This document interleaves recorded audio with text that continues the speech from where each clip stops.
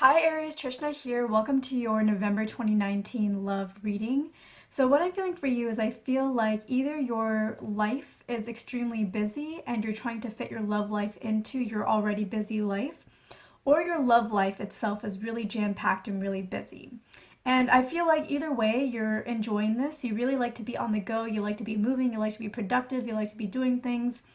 And that's what your life is like right now. So I feel like you're in a really good place in the sense that you feel right at home with how your schedule is, and you feel like there's a lot going on in your life, a lot to keep it really full and exciting, and that includes your love life as well. I do want to say though that it's important that you slow down a little and make some time for yourself, because I know that you really like to be busy, but I feel like if you don't pause and take a little bit, have a little me time throughout this month, that you're going to end up getting burnt out for a few weeks and you're going to end up not really doing very much in those few weeks, especially with regards to your work area. I don't feel like you're going to get burnt out with regards to your love life because there's just so many positive, loving, happy, joyful emotions that you have towards your relationship and this person in your life. So you're not going to get burnt out on them or the relationship, but you will end up getting burnt out in the workspace, and you don't want to do that. So enjoy the busy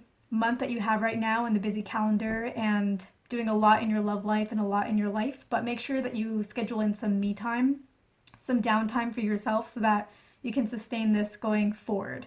And I feel like your love life throughout November itself is going to be really busy. Like, I feel like you're either very, very enamored with your partner, and you're either very enamored with your partner, or you are enamored with your partner and you have a lot of date ideas, you have a lot of imagination, like a lot of vision for exciting date ideas that you can do with your partner. And so you may have all these plans in your head that you really want to execute on. And throughout this month, make sure that you not only take some me time for yourself so that your work life, you don't get burnt out in your work life, but also have some downtime in your relationships. So I feel like you're just really busy with your love life. You're doing all of these dates. And I think that if you continue that pace, even though you're at this really high activity level, that's eventually going to start to become normal.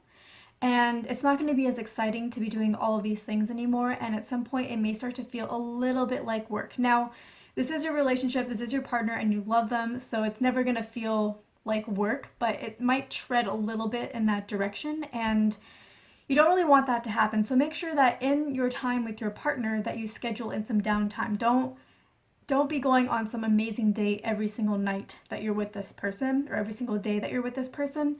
Have maybe one night or two nights a week where you're doing something really exciting like that, and then have one or two nights where you're just relaxing, chilling at home, doing something easy, fun, maybe making a meal together or watching TV together or something like that. Schedule in downtime with your partner. So not apart from your partner, but with them. And I think that that will help you have sustain the energy level that you're putting in the long term. And also it spreads out all of your amazing date ideas to go on for months versus just doing it all in one month and then having to come up with new exciting things to do the next month. And that just becoming, not, it won't become a chore like I was saying, but a little in that direction. So I think that November is going to be a really good month for you with regards to your love life. It seems like everything is in place. It's really just about scheduling in a little downtime for yourself, and then also relaxing a little more in your relationship and building a bond in that like relaxed place, building a closer bond there versus just trying to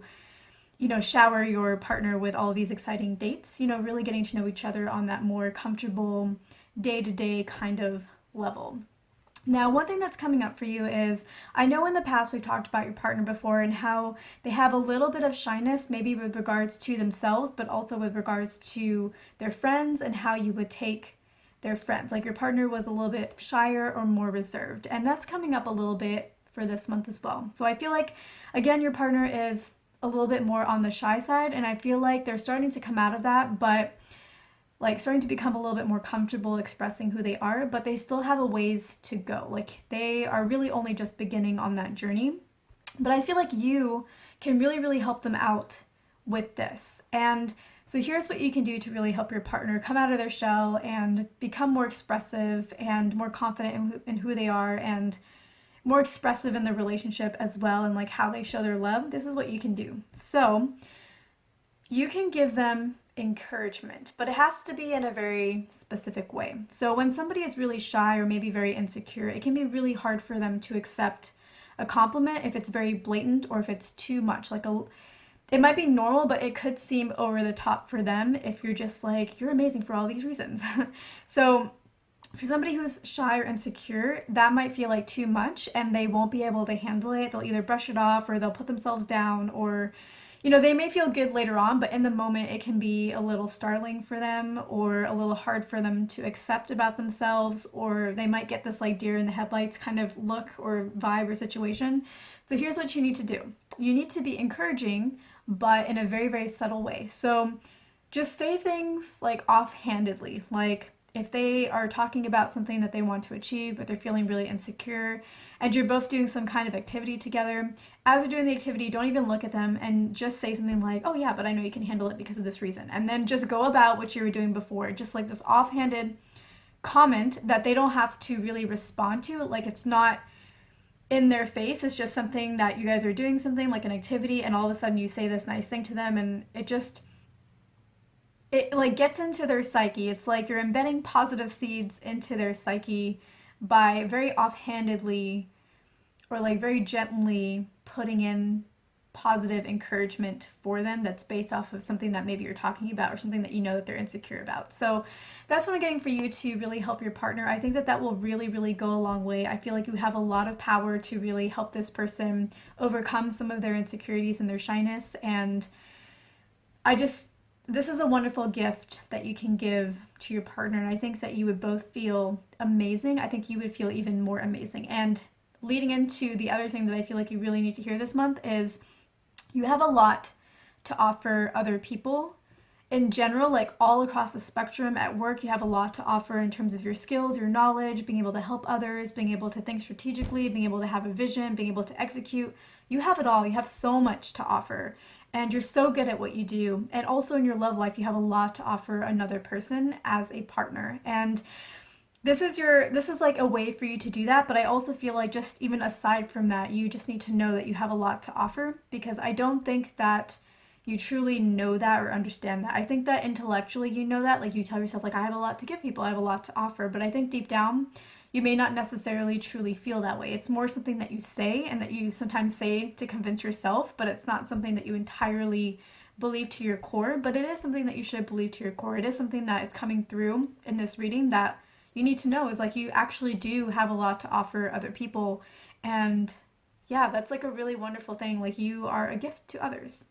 So that's what I'm getting for you, Aries, for the November 2019 love readings. I am doing extended readings. If you're interested in that, they will be at the link at the end of this video. It's www.patreon.com/Trishna.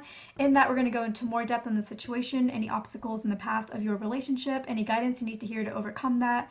And we're going to also overcome some of your blocks that I pick up on. And we're going to look into your future potentials even further out into the future. So if you're interested in that, you can access it at the link at the end.